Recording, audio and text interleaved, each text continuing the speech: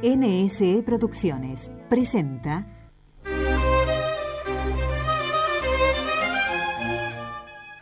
Un tesoro escondido, madurez, sabiduría y serenidad. Nuestros ancianos tienen una misión que cumplir. Este es un espacio dedicado y protagonizado por nuestros mayores, que desean compartir con nosotros un tesoro escondido, el de su experiencia y su fe.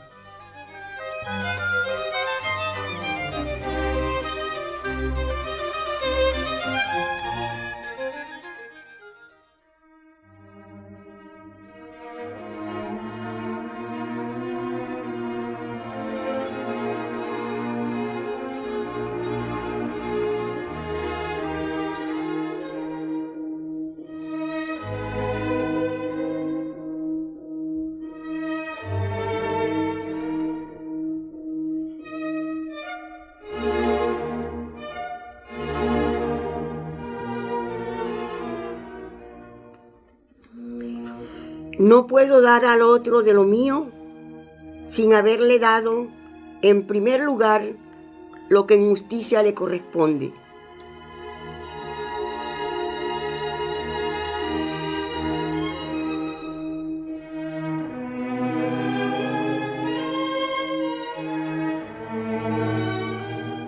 La verdadera justicia no consiste en una obediencia a algunas normas, sino que es amor.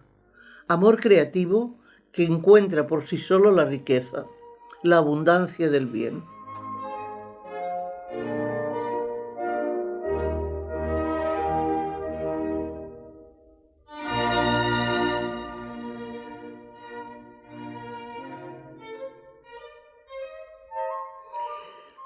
La razón no se salvará sin la fe, pero la fe sin la razón no será humana.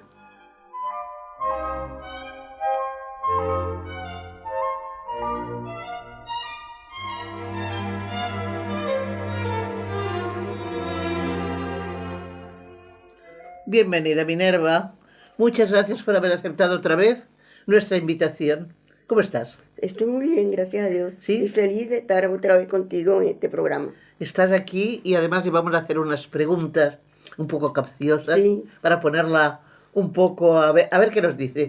Recuerdo brevemente, muy brevemente, los datos personales de ella. Ella es de Venezuela, nació en Venezuela y estudió abogacía, es abogado, y su trabajo consistió en ser juez de menores, o sea que tiene una experiencia de la justicia muy grande. Entonces, hemos decidido llamar a este programa Justicia y Razón para ver qué connotaciones, qué similitudes puede encontrar en esto. Ahora le vamos a preguntar. Raúl está al control, Montserrat Campos va a preguntarle, a ver si la ponemos en algún aprieto, que no será. Con mucho cariño le vamos a preguntar todo esto. A Minerva, el programa que hemos dicho se llamará Justicia y Razón. Interesaba ver qué comparación se puede hacer entre una cosa y la otra. ¿Qué vinculación existe entre la razón y la justicia? bueno, entre los conceptos de razón se encuentra uno que se asimila muchísimo, porque considera que la razón es el acierto, la verdad y la justicia. Obviamente está hablando de la razón como un elemento integrativo de la razón. Esa facultad que tiene el ser humano de pensar, de razonar, de discernir, siempre tiene que estar bajo principios éticos. Hay una ley natural, moral, que es conocida por todas las generaciones y abarca a todas las personas. Esa ley moral natural distingue el bien del mal, pero está suscitada por la razón natural. Y la razón natural se fundamenta en la justicia.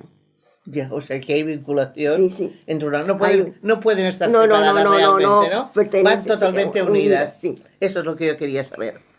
¿Se podría hablar de un buen racionamiento y un razonamiento equivocado?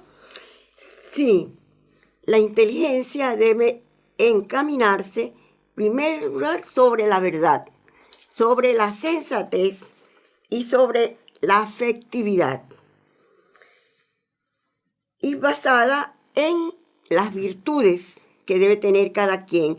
Claro, dada su libertad, su libre albedrío, ya uno puede distinguir lo que hemos dicho del bien del mal. En todo caso, para ser razonable, para tener un buen razonamiento, debe ser sensato, justo y correcto. También, a ver, repites estas tres palabras muy importantes. Bueno, ¿sensato? En forma sencilla podemos decir que un buen razonamiento estaría basado en la sensatez, en la justicia y en la rectitud. Ya.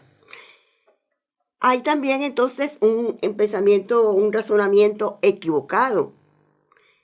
Es cuando no se sigue lo que hemos hablado del razonamiento justo. La persona es insensata, no tiene principios morales, no tiene ética, no tiene virtudes. Pero hay un ejemplo que a mí me gustaría decirles aquí sobre razonamiento equivocado y razonamiento justo. Correcto. Pues nos gustará mucho escucharlo. Sí, mire, está en el Evangelio. Cuando las 7 doncellas, las 7 vírgenes van al encuentro del Señor, 7 eran prudentes y 5 eran 10. 5 eran prudentes y las otras 5 eran imprudentes. Sí. ¿Qué pasa con las primeras? Las primeras eran diligentes, previsivas, vigilantes, sensatas. Las otras eran descuidadas, perezosas. Los resultados se vieron enseguida, unos efectivos y los otros nefastos. Así nos sucede a nosotros en la vida, porque si tenemos un razonamiento no acuerdo con lo que hemos dicho, claro que va a ser siempre erróneo. Claro. Seguimos preguntándoles sobre este tema tan interesante. ¿Qué es la justicia como valor moral? No el razonamiento, sino ahora la justicia. Yo antes quería decir, en ese segundo punto, que el padre, ahora santo José María Escrivá de Balaguer, él decía que para un buen cristiano debe tener un razonamiento correcto, justo. Y para eso requería una dirección espiritual, que se hablara sobre la madurez, sobre la voluntad y sobre la delicadeza, porque la delicadeza es importante, porque tú no vas a decir, aunque tenga mucha verdad en lo que diga, hablar entonces con palabras altisonantes que hiera a otro, ¿no? Tiene que tener delicadeza en todo. Sí, lo que decía aquella frase que hemos dicho, ¿no? Tiene que haber amor creativo. Amor creativo, pero siempre amor y delicadeza. Para uno convivir. Entonces sí, ahora voy a dar contestación a la segunda pregunta, ¿no? ¿Qué es la justicia como valor moral? Ese principio debe tener un sentido ético, un sentido moral. Y tiene de dar a cada quien lo que hemos hablado. En la primera pregunta. Sí, en la primera pregunta, de dar a cada quien. Esa primera pregunta me gustaría que la desmenuzaras un poco para que la entienda bien el público que nos escucha. Nosotros entonces estamos hablando de la justicia moral. Moral. Entonces debemos dar a cada quien lo que le corresponde. Supongamos una donación que te entregan a ti, Monse, y tú vas a repartirlo a todos por igual. Sí. Eso es una justicia moral, equitativa. Justa. Pero, sabes que hay un triple propósito cuando hace uno esa distribución, ¿no? Ya como personas, no estamos hablando de la justicia en derecho, sino de la justicia moral de cada quien. Hay un triple propósito. ¿Por qué tú le das satisfacción a otro o a otros que lo necesitan, ¿no? Cuando tú haces esa distribución, te satisfaces a ti mismo porque has actuado de acuerdo con la verdad. Claro. Y al grupo porque tú vas a servir de ejemplo para cuando se le presente la ocasión, ellos actuar de la misma manera con esa justicia moral. Yo lo que he entendido de esto, que me parece que es falta de moral, y aquí, estas son frases que en su día el Papa ahora emérito Benedicto XVI dijo en homilías, en ángelus, etc. Dice, no puedo dar al otro de lo mío sin haberle dado en primer lugar lo que en justicia le corresponde. Sí, le corresponde. O sea, cuando yo me quedo tan... Yo por decir yo, las personas, las que vamos a dar comida por la calle, lo que sea, por ejemplo, o las ONGs, etcétera, vamos a dar y nos quedemos tan satisfechos de que le hemos dado. Si esa persona, por lo que yo leo aquí, en realidad le falta lo que le corresponde, eso que le damos no es lo que no está bien. Bueno, no tanto así. Sí que le ayuda, claro. No, Monse, esa no se siente satisfecha, sino que tú entregues esa comida, no a todos. Entonces, relegas a una parte. Ya. Entonces, ahí hay una injusticia. Es una injusticia, claro. ¿Seguimos? Sí. Ahora, condiciones. Ya hablamos con Minerva como juez. Condiciones que debe tener un juez para administrar justicia. Minerva, eso lo debe saber muy bien. El juez, para ser un buen juez, debe tener muy claro que él debe dictaminar de acuerdo a la verdad, a la equidad y a la ecuanimidad. Si no tienes esas tres condiciones, tú no podrías ser juez. Hay unos requisitos para ser juez que están basados en la moralidad, en la rectitud y en la idoneidad. Porque si tú no conoces la materia que vas a dictaminar, no puedes entonces hacerlo correctamente. Y la rectitud es, bueno, siempre buscando satisfacer esos derechos que le corresponden a esa persona. Pero eso debe de tu conciencia moral, que hablamos en su día de ese tema. Sí. Bueno, os debe hacer sufrir un poco, ¿verdad? Sí. A veces, para administrar bien la justicia. Sí, ¿me dices? No te oí bien la pregunta. No, ¿qué digo? Que cuando os disponéis a administrar justicia, que vuestra conciencia moral a veces debe tener que sufrir, ¿no? Sí. Porque debe haber casos muy complicados, ¿no? Sí, ciertamente. Por ejemplo, la pregunta que tú misma me dijiste que te hiciera, porque es importantísima, ¿tuviste casos en el ejercicio de juez que no dictaminaste de acuerdo a tu conciencia? Fíjate que es difícil. Sí. Esto es gordo, ¿eh? En verdad hay casos que ameritan que uno no actúe de acuerdo a su conciencia, a pesar del dolor, del sufrimiento que ello causa. Y te voy a decir cuáles son. Aquellos entonces donde los niños son maltratados, son descuidados, hay abandono. Entonces uno separar a ese niño de una madre, eso es muy doloroso, porque te voy a decir una cosa, te hablo de madre y no de madre y padre, porque en los sectores más empobrecidos de un país como el nuestro, y ahora mucho más, la mujer busca tener una pareja para tener un hijo creyendo que va a satisfacer sus necesidades materiales, y no, se llena de hijos y ella no puede. Sale a la calle a buscar algo y deja a esos niños desnudos, maltratados, heridos, unos lesionados muy fuerte. Entonces tú comprenderás que cuando llega un juez a esos casos, tú tienes que separar ese hijo. Pero me causaba tanto dolor aquello, a pesar de que la ley te dice que el niño debe ser juzgado de acuerdo a su interés máximo. El interés del derecho de menores es el niño, no es el padre ni la madre. Pero a mí me causaba dolor porque yo veía que aquel niño lesionado, desnudo, y se aferraba a su madre. ¿Por qué? Porque es el único vínculo afectivo que le une a una persona. Entonces, eso yo hubiera querido, bueno, que esa madre tuviera todas las condiciones. Y no era yo la que podía proporcionarlo, sino el Estado, de velar por eso y de tener una vivienda digna, unos alimentos, bueno, que le proporcionan a esos niños. O sea que aquí creo que podríamos decir que siempre que hay razón y ley, siempre gana la ley. Se tiene que aplicar lo que dice la ley. Pero en ese caso, la razón, o sea, la ley no estaba de acuerdo con la razón, ¿no?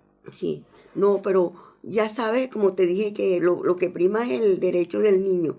Y entonces uno tiene que buscar la mejor forma para eso. Pero es una conjunción para llegar a una satisfacción general, que hayan los tres poderes del Estado estén unidos. Ya. Sí. Claro, ha de ser ecuánime totalmente, Sí, una de las sí. cualidades que tú Sí. decías que debe tener. Vamos a parar un poquito porque esto, queridos oyentes, si han oído lo que ha dicho Minerva, su sufrimiento ha tenido que ser en algunos casos muy grande, porque ahí entraba su conciencia y veía que no podía resolver las cosas como ella las hubiera querido resolver. Ponemos un poquito de música de Mozart rezándole a la Virgen María.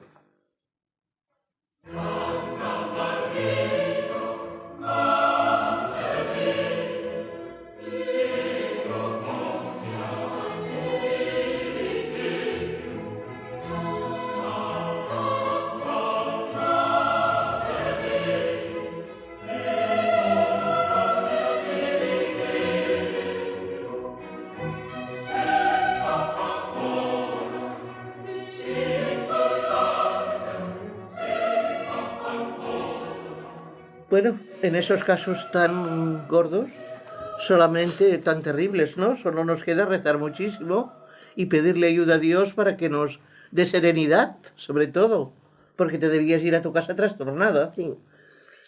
Vamos a seguir. ¿Puedes señalar cómo se podrá promover la justicia moral en el hogar, la escuela y la comunidad? Sí, yo he pensado que en el hogar debe haber una justicia moral en el sentido de no discriminación de los hijos, la premiación y los castigos deben ser igual para todos ellos, ¿no? Porque si no, tú consigues que uno de los hijos se sienta mal y caiga en un estado psicológico mal. Claro. Pero en la escuela, a pesar, fíjate que hay mucho acoso en varios sentidos. Por ejemplo, ahorita leí que una persona, un niño, porque no crecía, tenía problemas de tamaño, era acosado.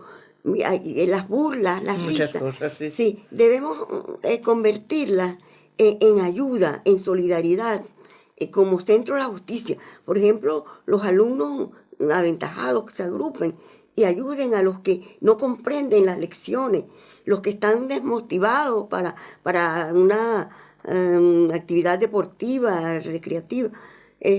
Bueno, ayudarlos. Y no solamente, ahí se está aplicando la solidaridad, pero también se está creando un valor, el valor de una justicia.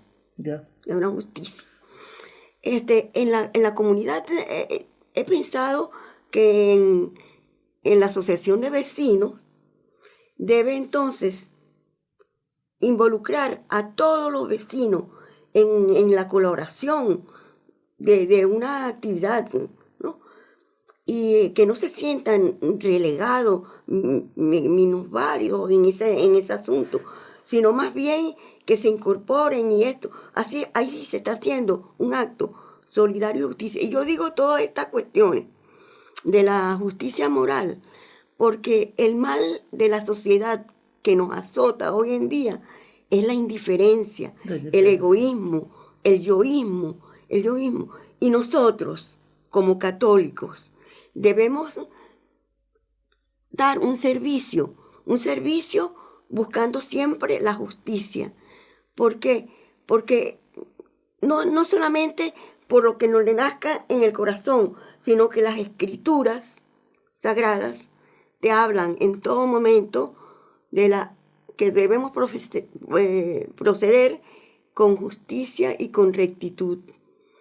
¿Y por qué? Con justicia y rectitud. Fíjese que un salmo te habla de que practicar la justicia conseguirás ir al cielo. Claro. Entonces es muy importante. Y esto quizá lo vemos cuando sabemos de alguna persona mayor que está desahuciada, que la quieren echar de su casa. Quizá es un momento muy fuerte que los vecinos que se quieren y tienen buen corazón se unen para ayudar, ¿no? Para ayudar. Pero esto tendría que ser siempre, no pasar de aquel vecino que está solo, Sí. que nadie Sí, no. se preocupa por ir a comprar un poco de comida que a lo mejor no puede porque está inválido. O sea, tendría que estar más promovida la ayuda, sería más justo, ¿no? Sí, sobre todo sí, porque sabemos que el ayuntamiento hace prácticas de ese tipo, ¿verdad? Las No, personas. y además bueno, pone nada, gente al servicio de al las servicio, personas. sí, eso sí, Sí. está. Pero yo hablo de la comunidad, de Desde la la finca. comunidad, sí, sí. que más concreto, más particular. Sí, sí, sí, o sea, del grupo, de la Del gente que grupo. vive junta. ¿Nos podría señalar casos de justicia en la religión? La justicia en sentido religioso. Hemos hablado ya de la justicia moral, de la justicia en las condiciones de juez, la justicia en derecho. Hay una justicia en lo religioso. El mejor ejemplo lo da Jesús. Jesús es el justo juez. Sí, sí. El justo juez. ¿Por qué? Porque Él vendrá a condenar o a absolver. Será en el juez perfecto. Tiempos. El juez perfecto, el juez justo. Sí. Por eso se le llama el juez justo. Ahí sí que la razón y la justicia van juntas, ¿no? Sí. También entonces hablábamos de, vamos a ver el último caso, metemos en el último caso. Por ejemplo, en Romanos se te habla San Pablo de que la justicia, el reino de Dios es de justicia, de paz y gozo. Por eso nosotros los católicos debemos tratar que nuestras acciones siempre sean justas, porque tenemos una promesa de alcanzar el cielo.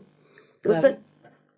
Pero para ello debemos ganarlo, ¿no? Bueno, ganarlo y hacer otras obras, pero entre una de esas es la justicia. La justicia.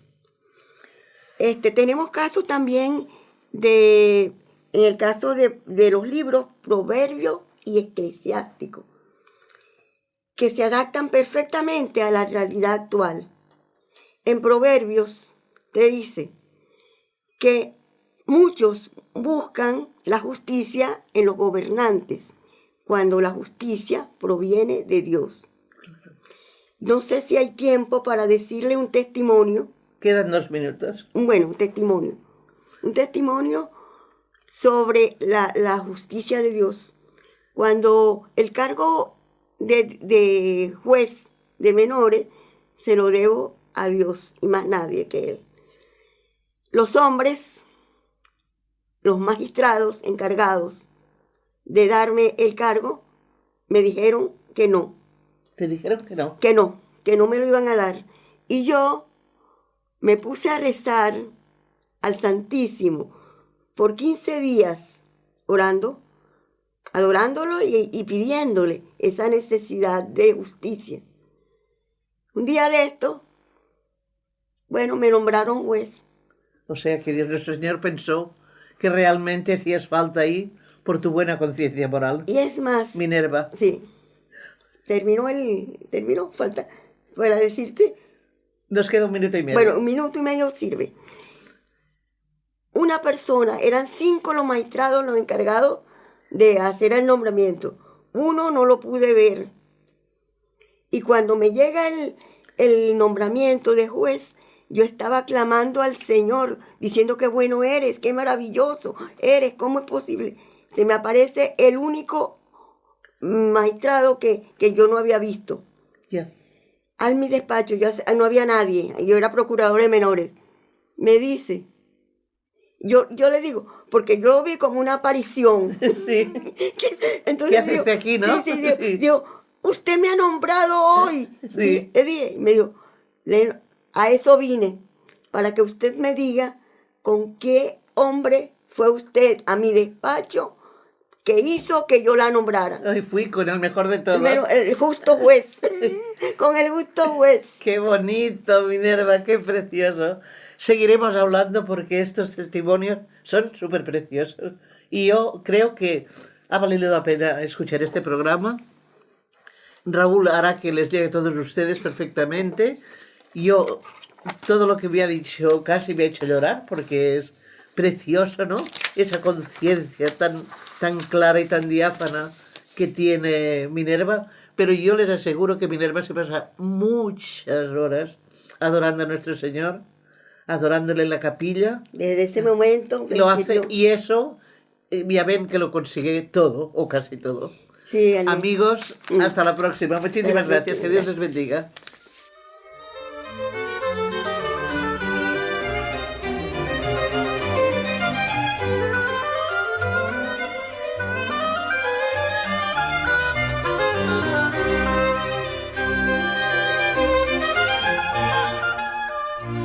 Has escuchado Un tesoro escondido, un programa de NS Radio porque nuestros mayores tienen un tesoro de sabiduría para compartir.